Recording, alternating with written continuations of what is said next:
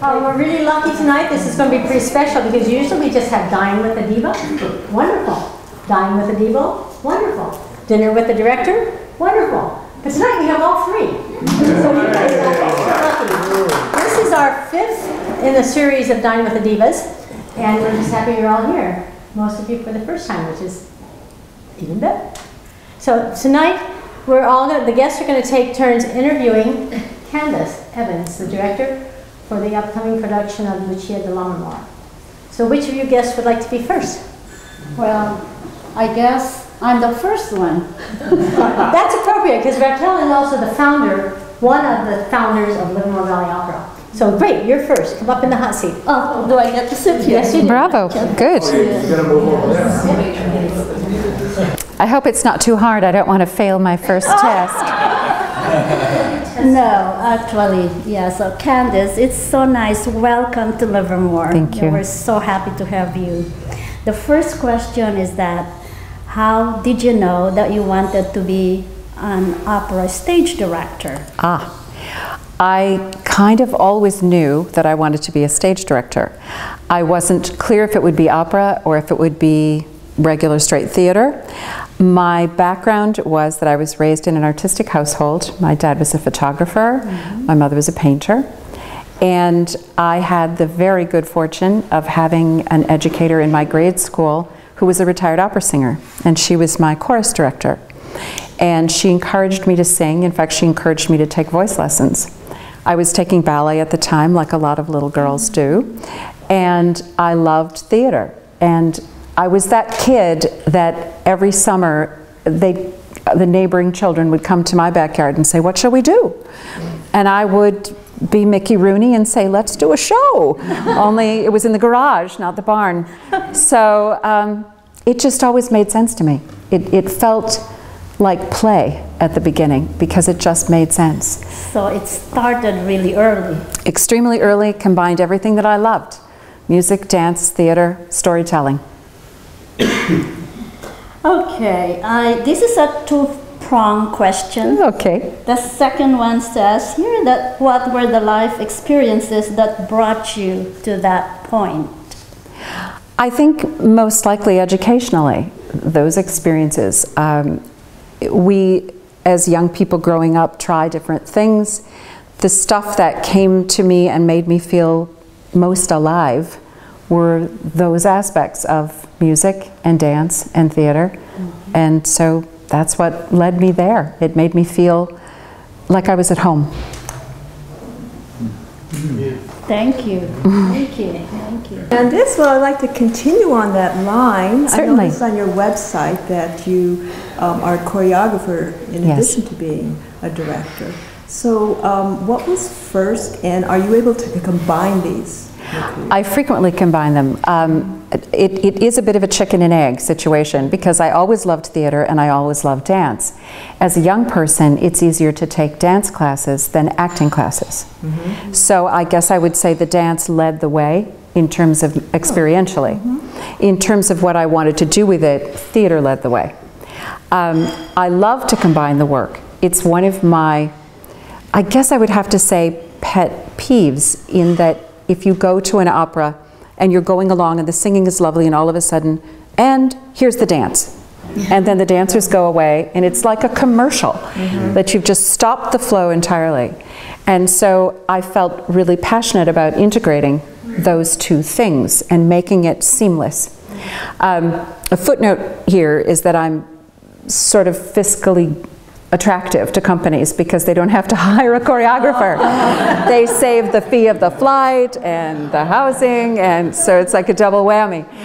There's times that I do ask for a choreographer if the show is mammoth and the rehearsal period is short and I don't have time to be in two rooms at the same time. But as an illustration of something that I did recently, I just did a Salome, and of course the Dance of the Seven Veils is a huge component to the piece. And so I felt strongly about doing that as my own choreography. And I knew that my leading lady would need a support system around her because it's a 9-minute aria, and if you're not a dancer, which of course if you can sing that role, nobody is, you need dancers adjacent to you. And so I decided I wanted 4 young men to dance with her, but I didn't want them to just lark on and suddenly appear. So I had them as caterers at the party. So they were there from the beginning, serving drinks and doing things, and so it made sense that they would go by her and she noticed them, or they were integrated into the storyline. And so when she started to dance, she could just suddenly grab one of them and we were off. Have you ever come across anyone who could sing the roles as well as dance? Actually, Patricia Rosette, who just did it for me, did beautifully. She did beautifully. She was anxious about the dance, as anyone would be.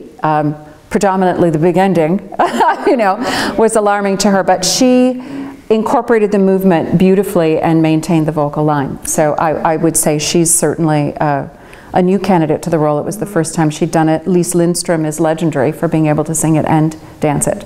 So yes, it does happen, but it's scarce. Mm-hmm. Can you tell us something about Patricia? That you have to see. Sorry, I withdrew on that one. Okay, we'll talk later.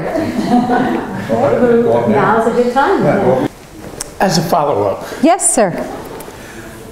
we've been privileged to see Patricia a number of times. San in Francisco? Madama. Yes. Of course. And of course, she owns the role. Mm-hmm. I wonder, do singers get tired of singing the same role if in fact it becomes your signature role? Kind of like Samuel Remy was with the devil and Mephistopheles, and she, I think, with Madama. Or do they find new energy because of people like you who can give them a new way of thinking about the role?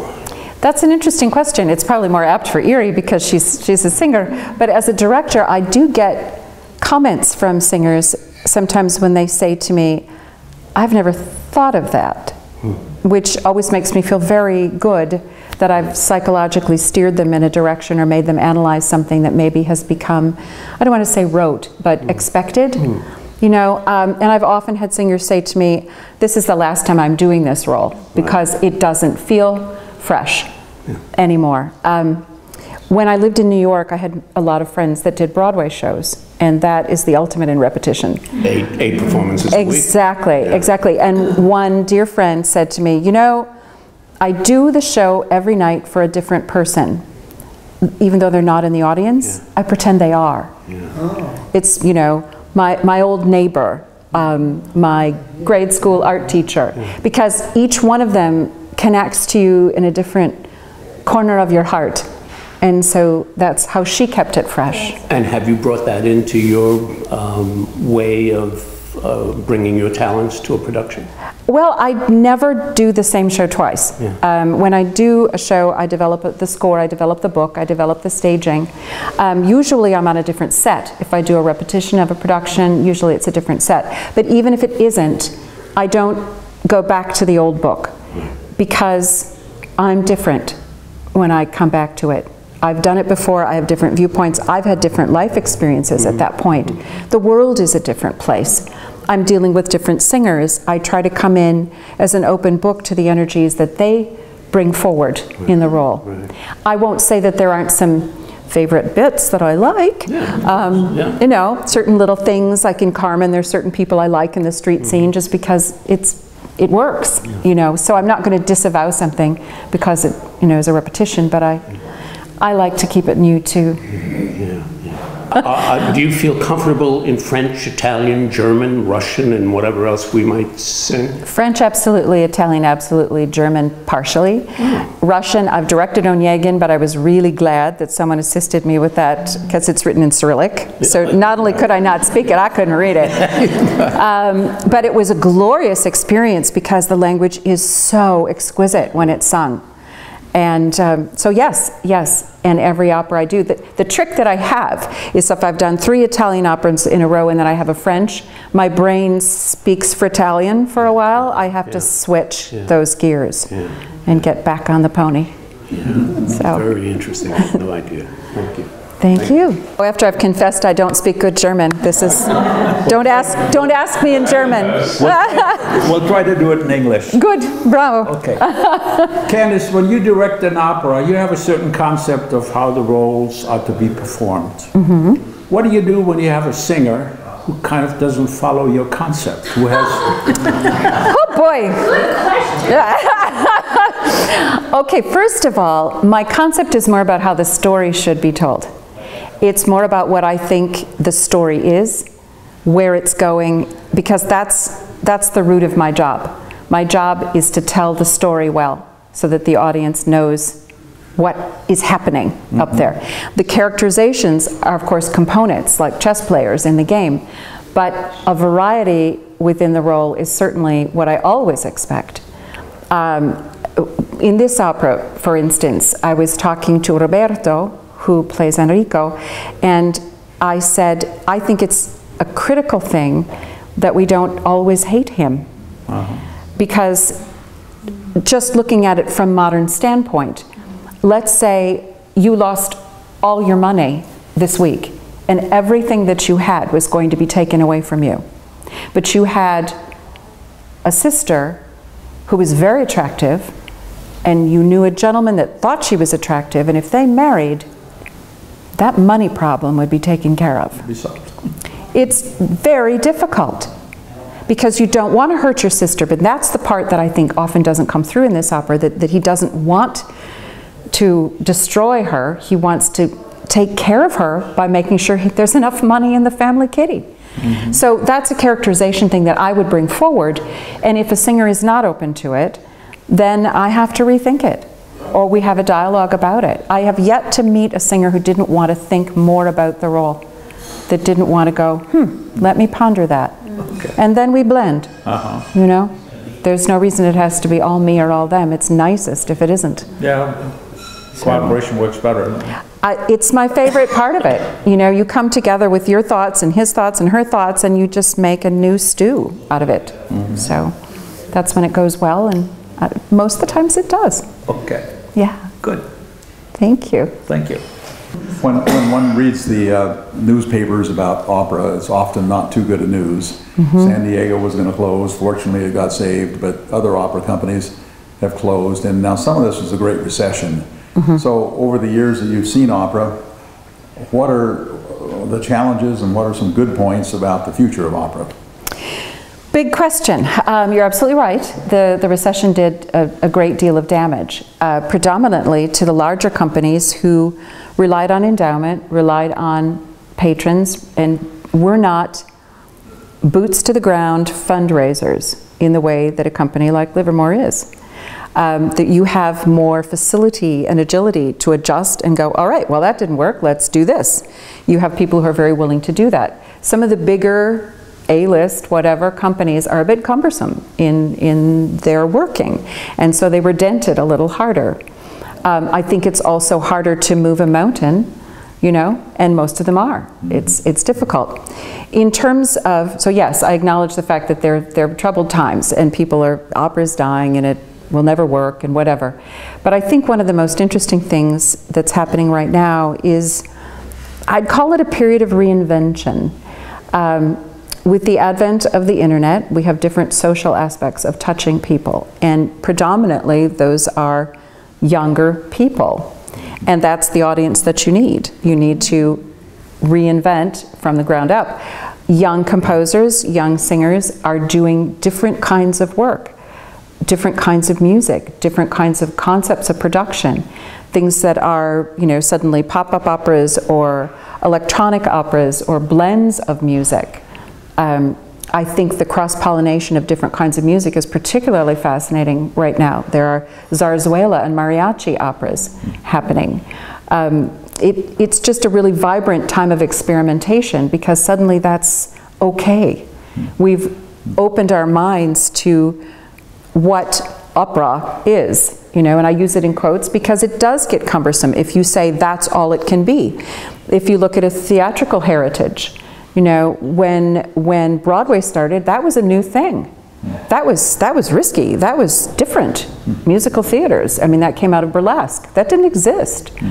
And so we're at a time, I think, in opera where we're spreading our wings in new directions and allowing a different definition of what can be an operatic experience. Certainly the voice quality has to be there, you know, but it can be framed differently, which I think is incredibly interesting. The uses of projections has changed our expectations entirely. I just did a production at Dallas Opera of a combo pack of La Valle, which is one of the oldest and somewhat deservedly ignored operas. There's good bits, but it surely isn't all. And then we coupled that with a brand new world premiere called Everest.